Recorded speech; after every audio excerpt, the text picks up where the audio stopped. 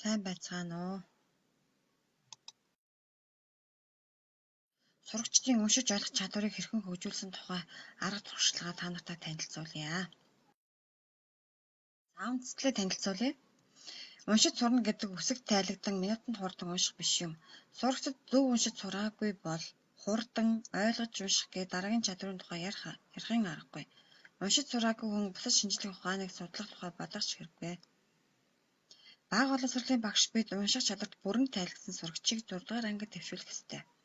Бяцхан шавийнхаа ирээдүйн мөрөөдлийг биелүүлэхэд багш бидний үүрэг хариуцлага маш чухал билээ. Зорилго.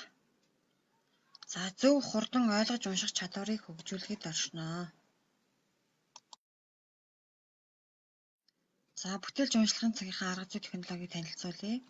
Алхам 1 эгийг унших хооронд 5 минут. 2 дугаар алхам асуултаа уншиж тест бүглэх 2 минут. Алхам 3 хариултын дэвтрийг солилцсон асуултын дагуу ярилцсан багшийн хариултыг өөрсдийн хариуг тулган найзынхаа дэвтрийг шалгаж зөв хариултын тоог бичих 3 минут. За уншсан ихийнхээ тухай зураг зурах, сэтгэлдээ бичих юм ойлгож авсан зүйлээ бичих гэсэн 10 минутын хугацаатай. За ийм дарааллын дагуу бол уншлагын цагаа явуулдаг байгаа. За арга зүйг хэрэгжүүлэх үеийн ихэнх үеийн гарааны үнэлгээг танилцуулъя. За уншлагын хурд амар.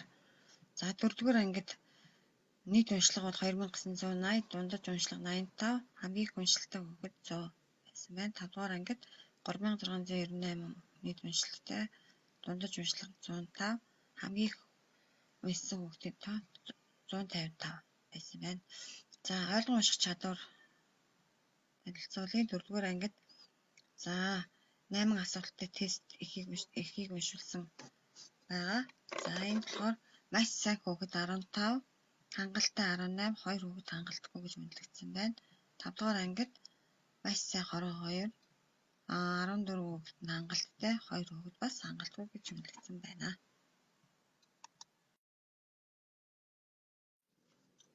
За багшийн бэлтгэлийг танилцуулъя. За уншлагын цаг эхлэхийн өмнө бол багш за 1-р нь болохоор 3, 4, 5 дугаар ангид сонирхолтой бага хэмжээний 130 гаруй ихийг одоо тэр асуудаг номноос бол би хүүхдийн тоогоор 38 шиг хувилж бэлтгэсэн.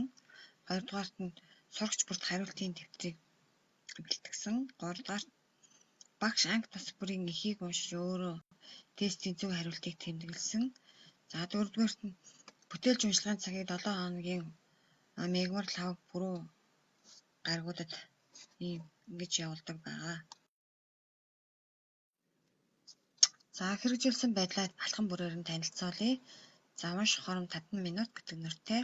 За энэ болохоор сурагчид багшийн чиглэлээр уншлагаа зэрэг эхэлж 5 минутын турш ихээ дуустал за 2-оос 3 удаа уншдаг. За ингэхдээ бол харааны уншлагаар чимээ гаргахаар анхаарлаа төвлөрүүлэн тогтож сайн уншдаг байгаа. За 4-р ангидаа бүтээлж уншлагын номны 3, 4-р ангийн нийт 120 их, 5-р ангидаа 50 ихийг бол уншсан. За 2-р алхам буюу тестэнд хариулах мөч 2 минут. За сурагчдын хариултын дэвтэр дээр тэмдэглэл хийсэн байдлыг харуулж байна. За тэмдэглэл бүглэх тесттэй бүртгтэй сурагчид бол өөрийн үнсний дагуу шууд бөглөдөг. Эргэж ихээ бол эргэж харахгүйгээр шууд ажилтдаг ийм дүрмтэй байгаа. За сурагчид унсан сэдвийнхээ нэрийг өөрөө бичээд за зөв гэж бодсон хариултныхаа өмнөх үсгийг дэвтэр дээрээ тэмдэглэдэг гэсэн ийм дараалалаар бол явдаг байна.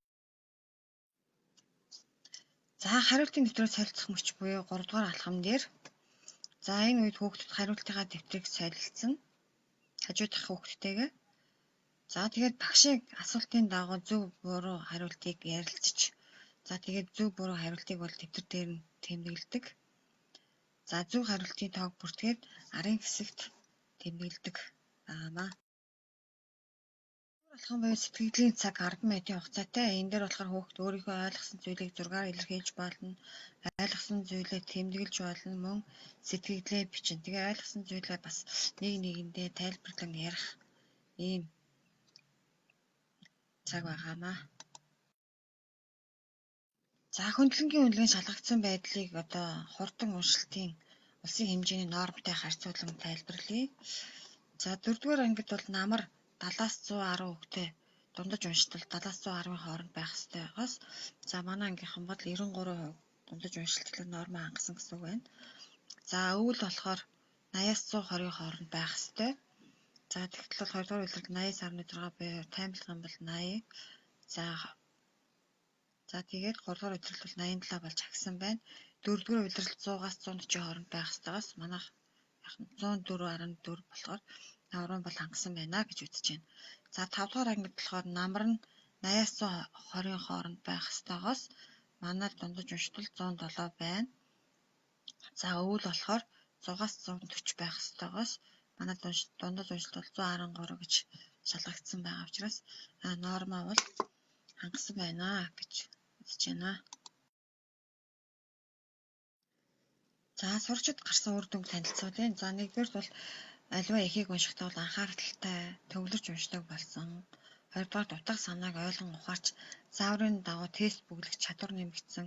3-дугаарт ойлгосон зүйлээ тайлбарлах ярих чадвар нэмэгдсэн. За 4-дүгээр үгийн баялаг үе танин мэдхийн баялаг нэмэгдсэн. За 5-дугаарт ном унших сонирхолтой болсон. За өөр бас сурагчдын ой тогтоолт болон ярих чадвар бол нэмэгдсэн гэж үзэж байна.